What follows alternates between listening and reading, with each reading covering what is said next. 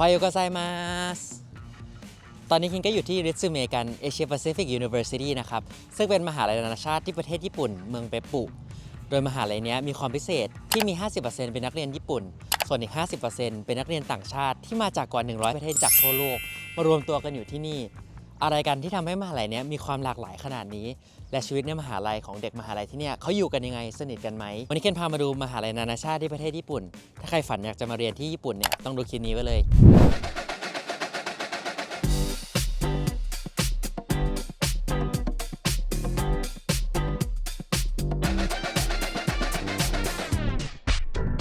ที่นี่มีโปรแกรมระดับโลกทั้ง College of Asia Pacific Studies หรือ APS College of International Management หรือ APM ที่ได้รับการรับรองจากสถาบัน AACSB Accredited 1 ใน 8 ที่ญี่ปุ่น College of Sustainability and Tourism หรือ ST วิทยาเขตและสิ่งอำนวยความสะดวกทันสมัยวิทยาเขตใหม่ปลอดภัยและวิวสวยเห็นทั้งทะเลและภูเขาหอพักและสิ่งอำนวยความสะดวกถูกออกแบบมาให้รองรับนักศึกษาต่างชาติมีบริการช่วยเรื่องวีซ่าหอพักการเรียนภาษาญี่ปุ่นและประถมนิเทศมีคลับนักศึกษากิจกรรมและงานต่างวัฒนธรรมสภาพแวดล้อมรอบๆเมืองเบปปุปลอดภัยสะอาดไม่วุ่นวายเหมือนโตเกียวหรือโอซาก้าเบปปุมีชื่อเสียงเรื่องบ่อน้ำพุร้อนและไลฟ์สไตล์ผ่อนคลายให้สมดุลระหว่างการเรียนและพักผ่อนซึ่งนักศึกษาต่างชาติจำนวนมากชอบมาก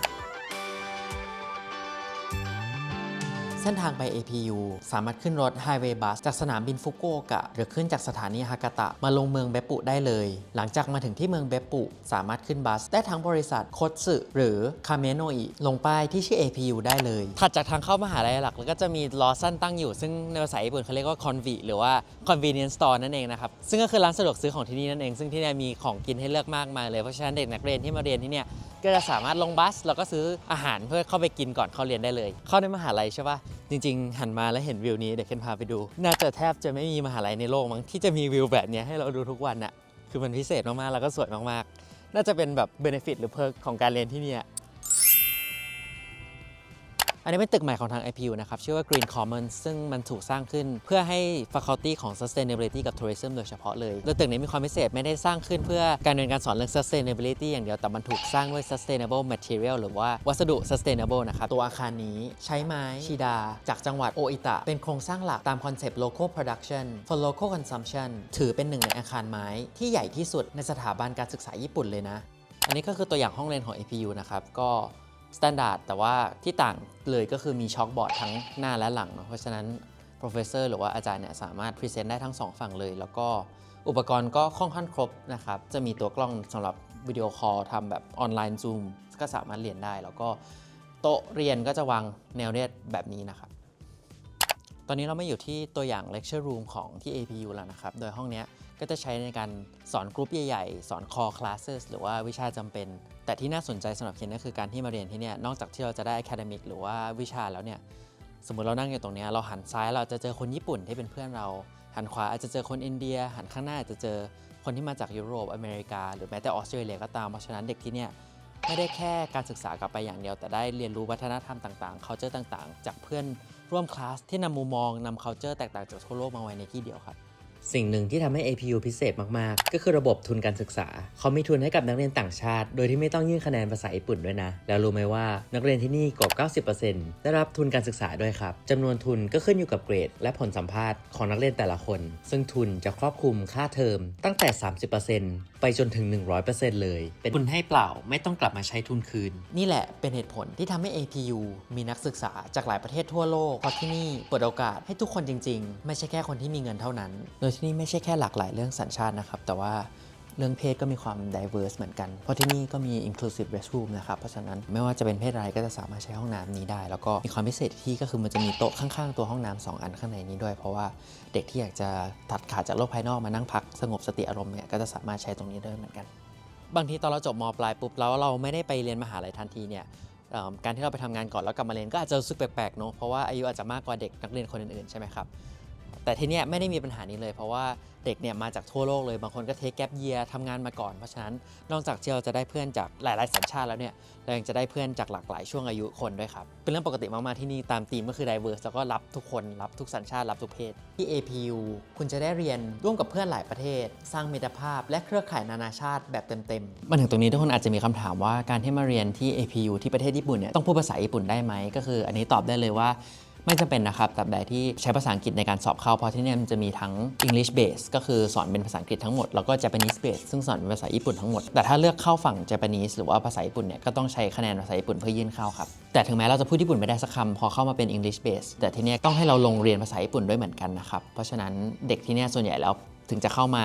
เรียนเป็นภาษาอังกฤษแต่ว่าพอจบแล้วเนี่ยก็จะสามารถพูดภาษาญี่ปุ่นได้โดยตอนที่เราเข้ามาเนี่ยเขาก็จะให้เราสอบเลเวลของภาษาญี่ปุ่นเราถ้าเราอยู่เลเวล1ก็จะเรียนเลเวล1อย่างเด็กไทยที่มาเรียนที่เนี่ยก็จะพูดได้ถึง3ภาษาเลยก็จะได้ภาษาไทยอยู่แล้วเนาะภาษาอังกฤษที่ใช้เข้ามาแล้วก็ได้เรียนภาษาญี่ปุ่นควบคู่ไปด้วยก็จะได้3ภาษานี้ติดตัวกลับไปเลยครับมหาวิทยาลัยริซึเมกังเอเชียแปซิฟิกหรือ APU ที่เมืองเบปปุประเทศญี่ปุ่นมีนักศึกษาทั้งหมด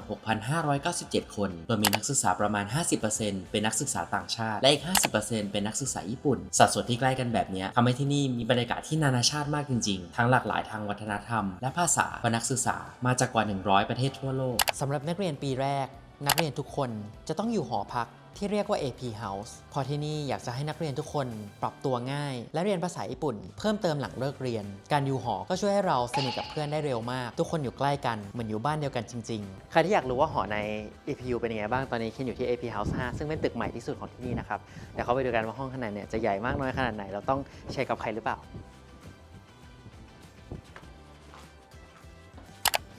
นี่ก็จะเป็น sample room ของที่ AP House นะครับก็จะไซส์ประมาณนี้เลยตัวเตียงก็จะให้มาแบบนี้ส่วนตัวก็จะมีโต๊ะให้เราอ่านหนังสือได้นะครับก็ไม่ได้เล็กมากเนาะเพราะจริงๆมันมีแชร์คิทเช่นกับ communal areas ข้างนอกจริงๆใช้หลักก็น่าจะแบบ self study แล้วก็นอนแหละแล้วก็กิจกรรมอื่นๆก็ทำข้างนอกนี่ก็ถือว่าใหญ่นะถ้าเทียบกับแบบโรงแรมที่ญี่ปุ่นหลายที่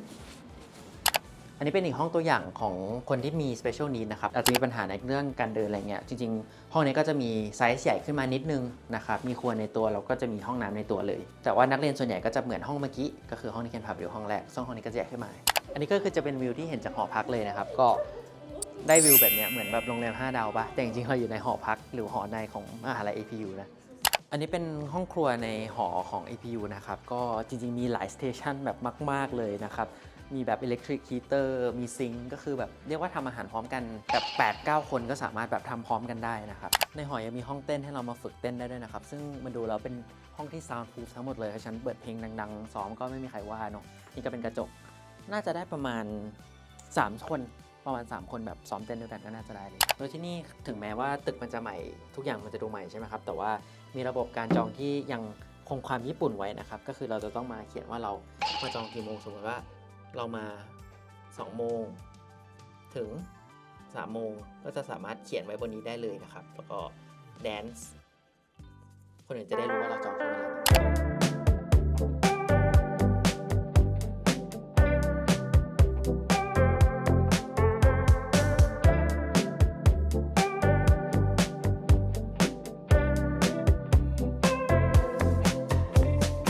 โอเคมาเจอน้องๆคนไทยพอดีเลยสวัสดีครับเดี๋ยวไว้ไปกินข้าวกันข้างในเนาะ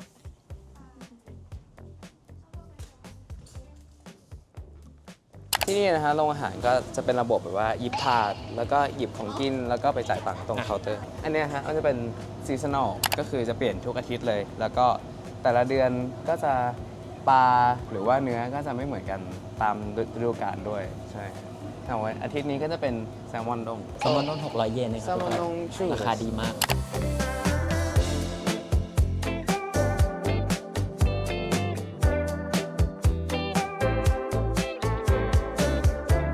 ก็จะมีเมนูอย่างอื่นให้เลือกมากมายเลยนะครับแล้วเดี๋ยวไปจ่ายกันที่แคชเชียร์มีเต้าหู้มีสับปะรดนะครับตอนนี้เราก็อยู่ใน Millennium Hall แล้วนะครับซึ่งเป็น Hall Event ที่ใหญ่ที่สุดที่ APU ฟิตได้ถึง740 คนเลยนะครับเดี๋ยวเรามาถามน้องว่าห้องเนี้ยไว้ใช้ทำอะไรก็ห้องนี้นะฮะเป็นห้องที่ปกติแล้วก็จะมี entrance ceremony ทั้งของหอเองแล้วก็ทั้งของเด็กนักเรียนปี1 เทอม 1ที่นี่นะครับก็จะมีที่นั่งจำนวน740ก็รองรับได้ รุ่นหนึ่งโดยประมาณตอนที่ entrance ceremony ประมาณนั้น วันที่มีพิธีก็จะมีครอบครัวมาจากทั่วโลกมารวมตัวกันบรรยากาศก็จะอบอุ่นและเต็มไปด้วยความภูมิใจสุดๆ นอกจากนี้ Millennium Hall ยังใช้เป็นสถานที่จัดกิจกรรมต่างๆ ที่จะให้นักศึกษาจากหลากหลายชาติมารวมตัวกันรวมถึงกิจกรรมสัปดาห์วัฒนธรรมหรือ Multicultural Week ซึ่งถือเป็นกิจกรรมไฮไลท์ของ APU โดยนักศึกษาแต่ละชาติจะมานำเสนอวัฒนธรรมของประเทศตนเองในแต่ละสัปดาห์โอเคตอนนี้คินก็อยู่กับนักเรียนไทยทั้ง3คนเป็นตัวแทนนักเรียนไทยที่ APU นะครับก็ฝากน้องๆลองแนะนำตัวให้นิดนึงว่าชื่ออะไรเรียนคณะอะไรกันอยู่ ชื่อพริตนะครับ เรียนอยู่ปี1ครับเทอม2เรียนบริหาร ชื่อคณิงนะคะ ตอนนี้อยู่ปี 2 เทอม 4 แล้วค่ะ แล้วก็อยู่คณะความยั่งยืนแล้วก็การท่องเที่ยวค่ะ ค่ะไอซ์นะคะปี 4 แล้วค่ะ ตอนนี้เรียนอยู่ความสัมพันธ์ระหว่างประเทศค่ะ ได้ครับ ก็มาเข้าคำถามแรกเลยเนาะจริงๆ พี่ก็อยากรู้ว่าแบบอะไรทำให้น้องๆ ถึงแบบเลือกที่จะมาเรียนที่ญี่ปุ่นเนาะอันนี้ข้อที่ 1 แล้วก็ทำไมถึงเป็น APU ถ้าปกติแล้วเด็กไทยบางคนก็จะไปเรียนแลกเปลี่ยนตอนม .5 ใช่ไหมฮะแต่ว่าหลายๆแบบปัจจัยทำให้ไปไม่ได้ ก็เลย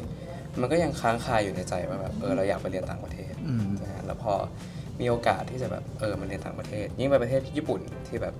ไม่ไกลจากบ้านมากแล้วเดินทางก็ไม่ไกลไม่เหนื่อยอะไรเงี้ยก็เลยแบบลองมาดู ก็จริงๆของนิ้งก็อาจจะคล้ายๆกับของพึกเหมือนกันค่ะ ก็คือว่าอยากมาเรียนต่อที่ต่างประเทศแล้ว APU อะค่ะเขาเปิดคณะใหม่ ST เนาะก็คือคณะที่นิ้งเรียนอยู่เนี่ยนิ้งก็มาดูรายวิชาค่ะแล้วคิดว่ามันน่าสนใจแล้วมันก็ค่อนข้างเรียกว่าอะไรรีเลทกับสิ่งที่เราเรียนมาตอนม.ปลายประมาณนึงแล้วก็เลยว่าเราได้มาเรียนที่ต่อประเทศญี่ปุ่นที่เทรนด์ sustainability อะมันกำลังมามากๆก็เลยคิดว่าเราเอาตัวเองมาอยู่ในประเทศที่มันค่อนข้างสนับสนุน sustainability น่าจะเปิดมุมมองและทำให้เราเข้าใจกับเนื้อหาในคณะมากขึ้นนะคะประมาณนี้ ก็คือต้องท้าความก่อนว่าแบบประมาณม .4 มีโอกาสได้มาได้เป็นที่ญี่ปุ่นนะคะ แล้วก็แบบรู้สึกว่าอยากจะกลับมาญี่ปุ่นมาโดยตลอด ก็เลยปรึกษากับอาจารย์ที่ว่าช่วยเตรียมสอนภาษาญี่ปุ่นตอนนั้นอาจารย์ก็ได้นำ APU มาค่ะประกอบกับ APU รู้สึกว่าจะมี scholarship ด้วยแล้วก็จะมี Thai community ที่นี่ก็เลยตัดสินใจเลือกมาที่นี่ค่ะแล้วก็รู้สึกว่าเป็นคนที่ว่าสนใจในเรื่องความสัมพันธ์ระหว่างประเทศอยู่แล้ว ก็เลยรู้สึกว่าถ้ามีโอกาสได้มาเรียนความสัมพันธ์ระหว่างประเทศก็อยากจะเรียนในสถานที่ว่ามันมีความ multicultural มากๆ จะได้เรียนแบบ like in experience จริงๆค่ะ ไปถึงคำถามต่อไปเนาะการมาเรียนที่นี่แบบมีอะไรที่ทำให้เรารู้สึกว้าวไหมรู้สึกแบบไม่เคยคิดมาก่อนมันจะเป็นแบบนี้อย่างพี่อย่างเงี้ยพี่อย่างหนึ่งที่พี่มาก็คือขึ้นมาบนเขาพี่แบบไม่รู้ว่ามหาลัยมันอยู่บนเขา แล้วก็จริงๆวิวสวยมากคือพี่ก็ไปมาทั่วโลกเนาะที่ไม่แทบไม่มีมหาลัยไหนที่แบบติดทะเลเห็นภูเขา ดีใจ แบบคือแบบพี่รู้สึกว่าเครียดก็ออกไปดูวิวมันรู้สึกมันจะช่วย ใช่ อะไรเงี้ย ใช่ อย่างเรามีอะไรที่ว้าวกับที่นี่บ้างไหม ส่วนตัวนะฮะก็จะเป็นเรื่องของแบบความมัลติคัลเจอรัลของที่นี่แบบเรามาถึงเราคาดหวังว่ามันจะเป็นญี่ปุ่นแบบเราต้องสตริกเราต้องทำตามกฎอย่างนั้นแต่กลายเป็นว่าเรามาถึงนี่แล้วเพื่อนเราก็เป็นคนที่จากหลายๆ culture ทั่วโลกผมก็มีเพื่อนสนิททั้งแบบทั้งคนเกาหลีทั้งคนแบบฝรั่งเศสทั้งคนอิตาลีอะไรอย่างเงี้ยความหลากหลายเป็นเรื่องที่ว้าว ใช่คนนี้จะแบบเหมือนคล้ายๆพฤกษ์เลยค่ะรู้สึกว่าแบบไม่เคยคิดว่าตัวเองจะมีเพื่อนนานาชาติขนาดนี้มาก่อน แต่มันดันมามีที่นี่แล้วคือที่แบบชอบมากๆเลยก็คือเหมือน AP House เนี่ยเขาจะแบบเหมือนมีคิทเช่นใช่ไหมคะแล้วแบบก็จะมารวมตัวกันแล้วก็เรามาของแต่ละชาติกินด้วยกันเลยมันน่ารักมากๆเลยค่ะก็เลยรู้สึกว่าว้าวโชคดีจังเลยที่มาในที่นี่ นิ่งคิดว่ามันช็อกมากๆก็คือว่าแบบด้วยความที่เราได้วีซ่านักเรียนมาเรียนที่ญี่ปุ่นใช่ไหมคะสิ่งที่แบบเราช็อกมากคือเราไม่คิดว่าเราจะได้ไปเที่ยวบ่อยขนาดนี้ เพราะว่าแบบเหมือนเราฟรีวีซ่าเราไม่ต้องมานั่งคิดว่าเราอยู่โอซาก้าได้แค่14 วันนะมาเรียนที่ญี่ปุ่นนะคะมันนอกจากโอกาสทางการศึกษาแล้วว่ามันได้โอกาสในการใช้ชีวิต ค่าใช้จ่ายเป็นยังไงบ้างเพราะบางคนอาจจะมองว่าแบบเฮ้ยมาเรียนต่างประเทศมันต้องเสียเงินเยอะมากแน่เลย มันต้องค่ากินอยู่มาญี่ปุ่นอย่างเงี้ยน่าต้องแพงมากแน่เลยอันเนี้ยจริงไหม ไม่ได้สูงถึงขนาดที่ว่าเอื้อมไม่ถึงค่ะ มันโอเคแบบไม่ได้สูงมากเกินไปค่ะ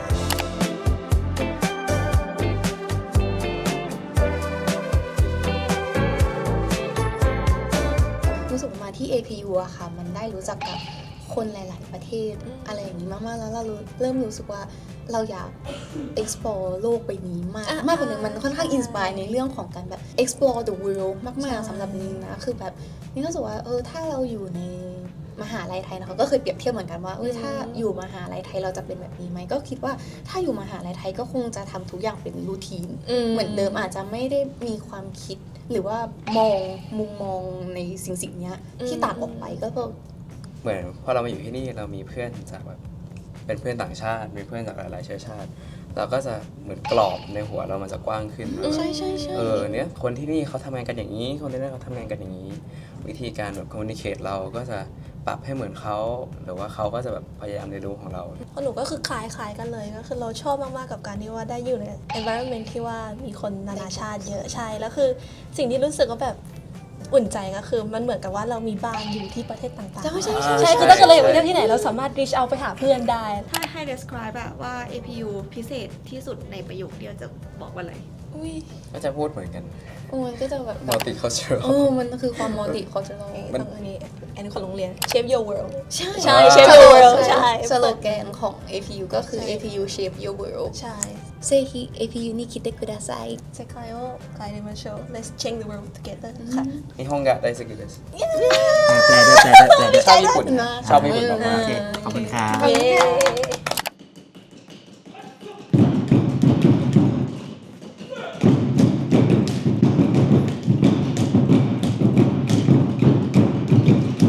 เมื่อกี้พี่เดินมาอยู่ดีใช่ป่ะได้ยินเสียงแบบตุ้งตุ้งตุ้งตุ้งเลยขึ้นมาดูเองมันคืออะไรเอ่ย มัน ข้างใน คือชมรมกองแบบว่ากองประจำชาติญี่ปุ่นฟิวๆนั้นนะคะ แล้วแบบอันนี้เขาซ้อมกันเพื่ออะไรเอ่ย ตอนนี้ซ้อมเป็นแบบว่าไปไต้หวันไปโชว์ที่ไต้หวัน อ๋อซึ่งอิงอยู่ในคลับนี้ถูกปะ ใช่ค่ะ เป็นยังไงบ้างเล่าให้ฟังหน่อยแบบทำไมถึงมาจอยแบบชอบตีกลองอยู่แล้วหรือยังไง อ๋อเคยตีกลองตอนกีฬาสีแล้วก็เลยรู้สึกแล้วก็มากับเพื่อนอีกคนนึงที่แบบว่ามาจากมัธยมเดียวกัน แล้วก็เลยรู้สึกว่าตีกลองต่อ ก็เลยเจาะเข้าไป เป็นไงต่างกับตีกลองธรรมดาไหมเห็นมันแบบมันต้องทำท่าทาง ใช่ ด้วยปะ มันต้องเต้น นิดนึงแล้วมันก็มีกลองอันอื่นอีกแต่ว่า อืม ก็เลยเลือกอันนี้ เพราะว่ามันไม่ต้องขยับเยอะ สำหรับใครที่อยากออกกำลังกาย APU ก็มีฟิตเนสตั้งอยู่ที่ตึก G เปิดให้ทุกคนเข้าได้ มีทั้งลู่วิ่ง เครื่องเวท ตอนนี้ก็อยู่ในยิมนาเซียมของ APU นะครับ ก็จะเป็นสนามแบบนี้เลยสำหรับเป็น multi purpose ละกันเนี่ยจะมีเห็นว่าเส้นมันค่อนข้างเยอะมากเลยเล่นบาสเล่นแบดเล่นพิโคบอลเล่นคริกเก็ตอะไรได้หมดในนี้เลยนะครับ ซึ่งแต่ละคลับก็จะสามารถใช้สล็อตตัวเองมาจอง เพื่อจะใช้สถานที่นี้ได้แม้แต่ทีมเต้นก็ใช้ที่นี่เป็นที่ฝึกซ้อมด้วยเหมือนกัน ใหญ่มากครับใหญ่มาก มาต่อกันที่ห้องสมุดของมหาลัยกันดีกว่า ซึ่งที่เนี่ยมี 2 ชั้นนะครับ โดยชั้นล่างเนี่ยเขาเรียกว่าเป็น active study เนาะก็จะมี conversation สามารถคุยกับเพื่อนได้บ้างนะครับ ส่วนชั้น2เนี่ยจะเป็น silent study ก็คือต้องเงียบเลย ช่วงนี้เป็นช่วงสอบก็จะมาอ่านหนังสือกันค่อนข้างเยอะเราอาจจะต้องเงียบนิดนึง อันนี้อยู่ในชั้น1นะครับ จะเป็นโซน Pangea ซึ่งสำหรับ group study ก็ใครที่มีงานกลุ่มจะสามารถมาทำด้วยกันหรือว่า study ด้วยกันเป็นกลุ่มได้อีกอันที่ยูนีเนาะอันนี้ก็คือแบ่งตามห้องเลยว่าแบ่งเป็น3คอลัมน์เนาะคุยได้แบบกินน้ำได้แล้วก็นอนได้คืออันเนี้ย2อันเนี้ยเห็นบ่อยใช่ปะแต่อันเนี้ยไม่เคยเห็นก็คือเขาอนุญาตให้นักเรียนแบบคือมหาลัยอื่นก็คือมีคนนอนในห้องสมุดเนอะแต่ว่าเนี่ยเขียนเลยว่าตกเซียนแอนเนี่ยไว้สำหรับการนอนก็โชว์เห็นว่าแบบเขาเปิดกว้างด้านความคิดอะจริงๆการนอนระหว่างอ่านหนังสือจริงๆมันอาจจะช่วยเราแทนที่จะอดหลับอดนอนไปสอบเนี่ยการนอนมันอาจจะช่วยเราในการอ่านหนังสือให้ดีขึ้นได้ด้วย อันนี้ก็มาถึงชั้น 2 ของที่ห้องสมุด APU นะครับก็จะเห็นตามชื่อเลยเนาะ Silent Study Forest Floor ก็คือชั้นเนี้ยพูดไม่ได้เลยสำหรับคนที่มาโฟกัสจริงๆนะครับส่งเสียงไม่ได้ เมื่อกี้เดินมาโชคดีพอดีเพราะว่ากลุ่มนี้เป็นกลุ่มนักเรียนญี่ปุ่นที่กำลังจะเดินทางไปที่สุรินทร์ประเทศไทยเป็นวอลเลนเทียร์เดินทางไปสอนภาษานะครับก็เดี๋ยวมาคุยกับเขากันว่าทำไมเขาถึงสนใจประเทศไทย僕たちは年に2回タイに渡航している団体、学生 NGO プレンゴと申します。学生 NGO プレンゴはタイのラムドゥアン郡、スリン県ラムドゥアン郡で、地域開発だったり教育支援を行っている団体です。僕たちの団体は、今23年目、タイを選んだ理由としてはその団体を作った方が若林さんっていうんですけどその方が、たまたま、AP に入学した後にそのボランティアをできる団体を探してたんですけどなかなかいい団体がなくてで自分で団体を作ろうと思って支援先を探し始めたんですね。そうなった時にその大分県の県庁に行った時にたまたまタイ大使館の方がいてその方とのつながりでタイに行くことに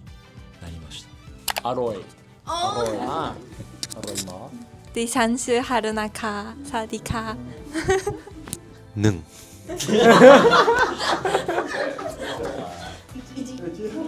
You are Swimer ก็จบไปแล้วนะครับกับการรีวิว APU ก็เรียกว่าเป็นแคมปัสที่น่ารักมากๆเนาะนอกจากที่จะอยู่บนเขาแล้วสวยแล้วเนี่ยสิ่งที่ stand out หรือว่าเด้งออกมาให้เคนเห็นเลยก็คือเรื่อง multicultural เนาะไปไหนก็เจอคนต่างชาติไม่ว่าจะฝั่งยุโรปฝั่งอเมริกาหรือฝั่งญี่ปุ่นเองก็ตามซึ่ง อีกอย่างก็คือมันทุกคน accommodate แบบความแตกต่างความ difference มากๆ ไม่ว่าจะเรื่องภาษาเรื่องวัฒนธรรมนะครับก็ถ้าใครเป็นนักเรียนที่มองหาโอกาสที่จะ study abroad หรือว่าเรียนเมืองนอกเห็นว่า APU ก็เป็นตัวเลือกที่ดีมากๆนะครับแล้วจริงๆแล้ว APU ก็จะมี Thailand Office ที่ support นักเรียนทุกคนที่เป็นคนไทยที่จะมาเรียนที่นี่เลย ไม่ว่าจะเรื่องยื่นเอกสารยื่นการเรียนหรือว่าแม้แต่เรื่อง scholarship นะครับเด็กที่นี่ทุกคนมีความภูมิใจมากที่ได้เรียนที่ APU นะครับก็ถ้าใครสนใจก็สามารถเข้าไปดูที่ลิงก์ได้เลยแล้วเจอกันใหม่ครับ